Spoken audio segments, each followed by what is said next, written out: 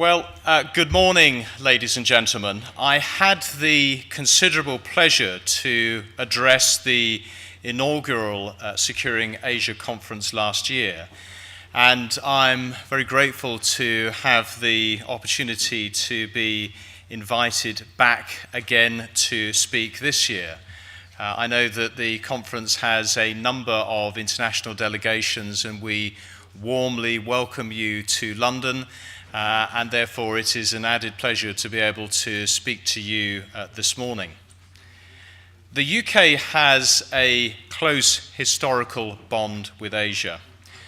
We continue to build on this for our mutual benefit. As Asia's economic star continues to rise, this brings both opportunities and challenges. We can and should work together to respond to both. And this is what I want to explore today. In particular, I want to focus on how international collaboration and the sharing of expertise can help to tackle the threat posed by terrorism. And I reflect back to a month ago when I was speaking at this conference in advance of the Olympic Games and the preparations that we were putting in place for both the Olympics and the Paralympics and the steps that were being taken. And I'll certainly perhaps reflect on some of our thoughts and the steps that we took as we now look back on what was an incredible Games for the UK, a tremendous success from a sporting and cultural perspective, but also a great security success as well. But where does the nature of the terrorist threat come from?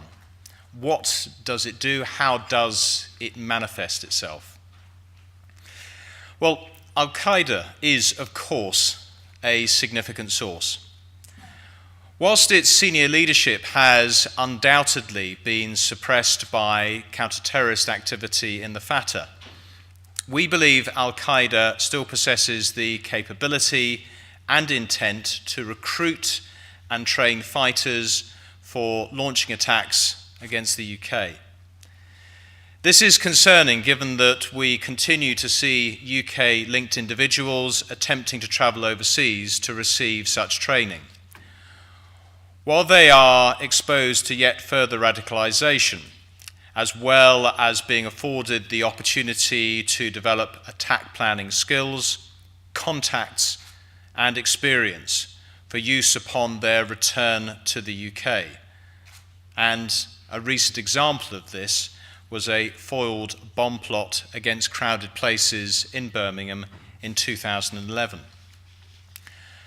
UK-linked fighters travelling overseas to engage directly in jihad, whether to the Fatah, Somalia, Yemen, or, most recently, Syria, is similarly of concern in terms of the experience and ideologies that comes back to the UK as a result. The adoption of Al-Qaeda ideology by other extremist groups is also a worrying development. Al-Qaeda affiliates have risen in prominence in countries where there are large ungoverned spaces and destabilized governments.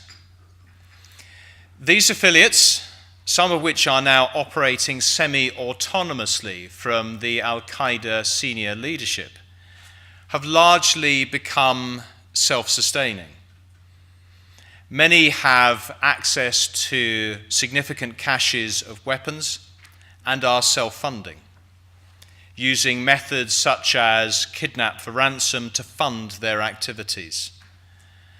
That's why the recent unequivocal rejection of payment of ransoms by G8 leaders, I believe, is a very significant and important step.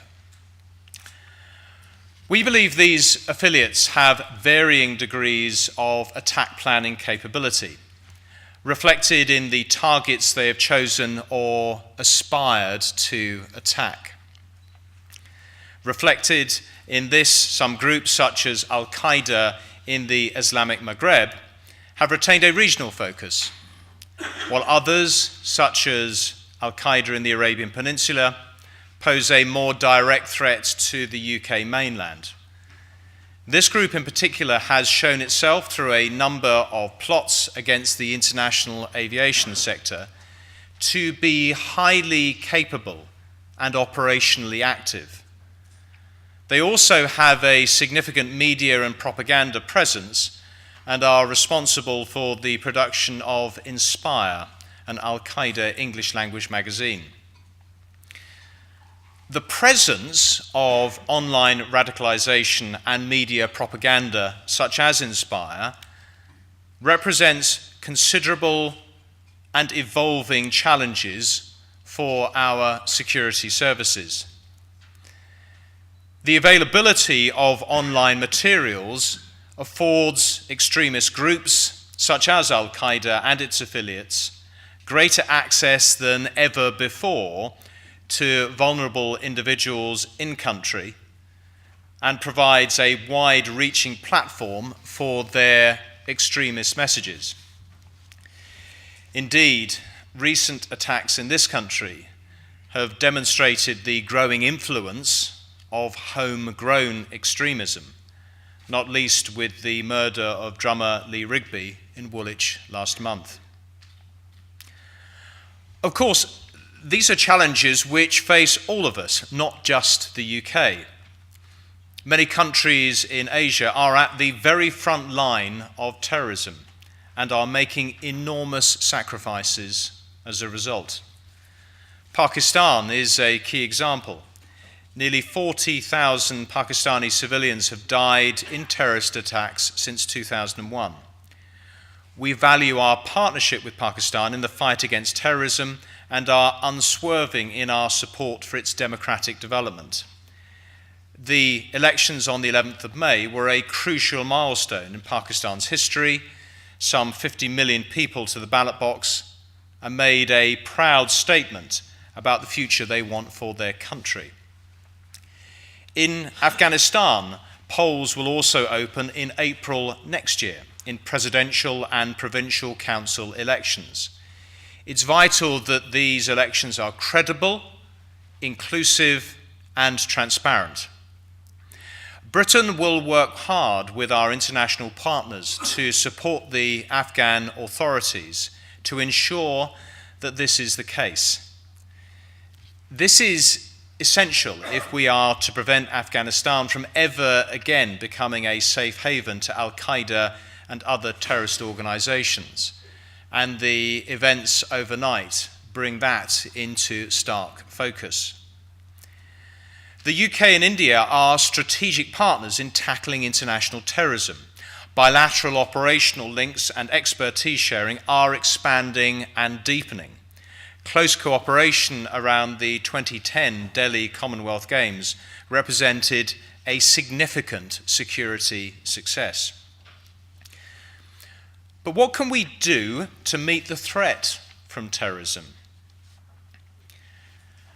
First and foremost, in the UK, our focus is on implementing our revised counter-terrorism strategy known as Contest, and the strategies that sit under its 4 pillars of pursue, prevent, protect, and prepare. This provides the legal and strategic framework for the government's counter-terrorism activity, both home and abroad. Contest seeks both to reduce the threat of terrorism to the UK and reduce our vulnerability to attack. But we cannot do this in isolation.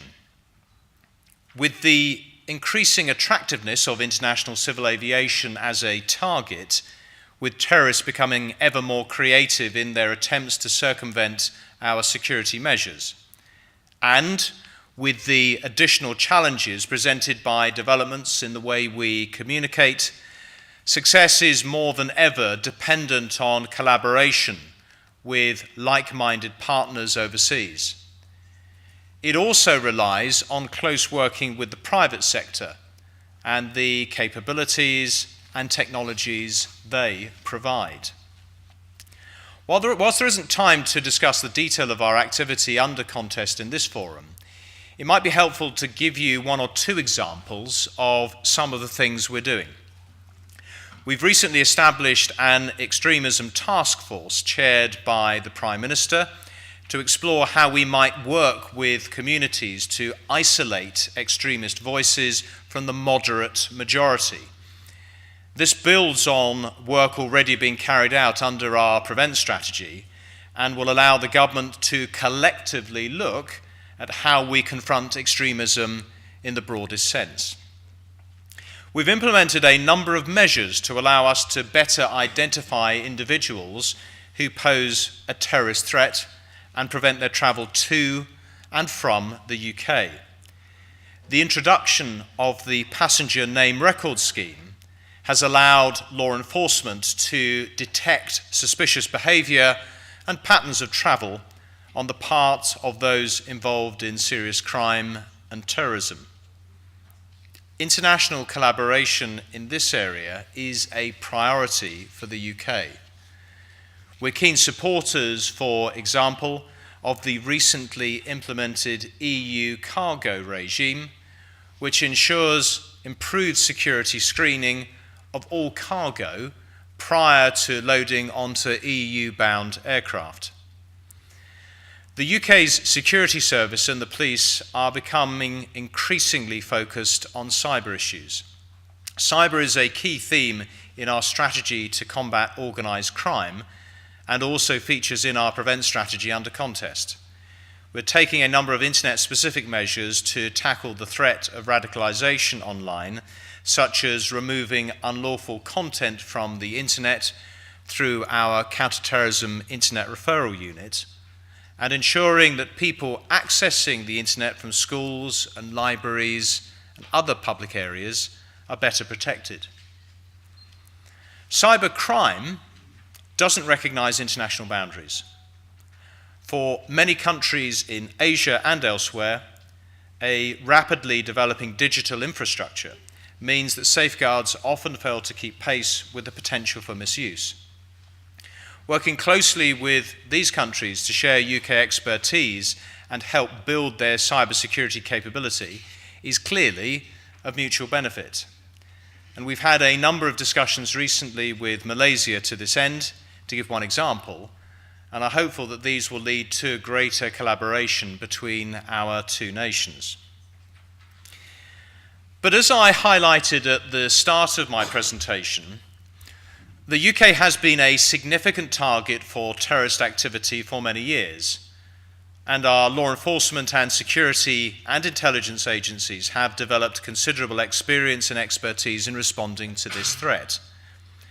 Last year, this expertise was very evident in the successful security operation that we ran in support of the London 2012 Olympic and Paralympic Games. London 2012 captured the attention of the world. The success of the Games, I believe, is testament to the meticulous planning of the many organisations involved. This was the biggest ever peacetime logistical exercise that the UK had seen. The safety and security operation alone engaged over 50,000 people across government, police, military, border security, private security, volunteers, and the London 2012 Organising Committee. 14,000 athletes, 11 million tickets sold, 150 visiting heads of state, 500,000 extra transport journeys per day. The challenge was pretty enormous. Terrorism was the greatest security threat to our Games, and we planned accordingly. Our approach was intelligence-led and risk-based, giving us the flexibility to respond to changes and scale our activity in response to changes in the threat level. Our focus included designing security into games venues and supporting infrastructure, securing UK borders and transport networks, proactive use of intelligence to identify and respond to emerging threats, and preparing effective responses to mitigate the impact of any disruptions to the games. We designed an accreditation system which conducted over 1 million accurate background checks, and we built a sophisticated cybersecurity wall around the games, ensuring sufficient resilience and fast response to attempted breaches. To secure the games, we drew heavily on existing UK arrangements and capabilities, in particular those delivered through contest. We invested in ensuring that we had the right operational plans and capabilities in place, including through repeated testing and exercising. And I think we delivered what we promised: reassuringly visible, proportionate, and effective security. We've learnt a great deal from this experience, building on UK counter-terrorism, policing, and security capabilities that were already held in high regard. Importantly, the key feature of our approach to game security are widely applicable, not just to major events like the Olympics, but to other high-volume programs, such as major civic builds, a new airport, say, or development programs. We believe the experience that we have gained is translatable, scalable, and repeatable. We have a lot to offer, and we're keen to share our expertise.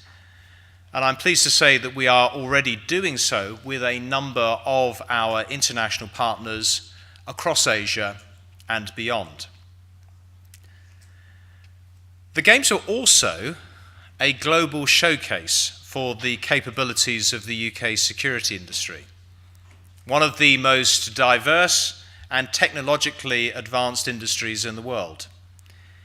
Exporting the knowledge and experience of the UK security industry internationally is a priority for us, bringing clear political, operational, and economic benefits both to the UK and our partners, and is a particular focus for me. Asia is developing politically and democratically, which brings opportunities for deeper collaboration to increase security and counter-terrorism. It's also developing economically, which brings opportunities for trade in support of these objectives. The Asian region has emerged from the global financial crisis with its standing strengthened. High degrees of integration into global trading and financial systems, together with growing internal momentum, mean that it is expected to become the largest economic region in the world within 2 decades. I had the pleasure of leading a security-focused trade mission to India earlier this year, for example. Trade between our countries is on track to double by 2015, and more Indian investment comes to the UK than to the rest of the EU combined.